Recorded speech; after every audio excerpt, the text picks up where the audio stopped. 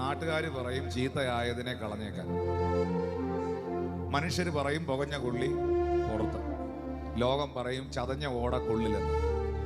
ഏത് പാഴായ ഓടയും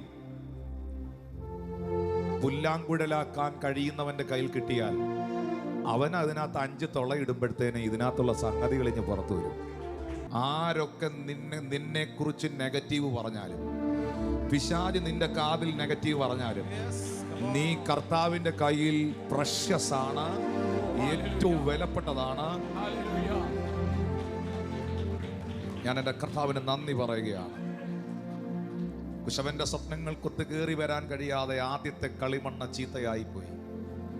എന്നാൽ നഷ്ടപ്പെട്ട മാനവകുലത്തെ കളിമൺ പാത്രങ്ങളെ വീണ്ടും പണിതുയർത്താൻ മണ്ണിന്റെ ഗന്ധമില്ലാത്ത ഒരുവനെ വിണ്ണിൽ നിന്ന് ഭൂമിയിലേക്ക് കൊണ്ടുവന്നു.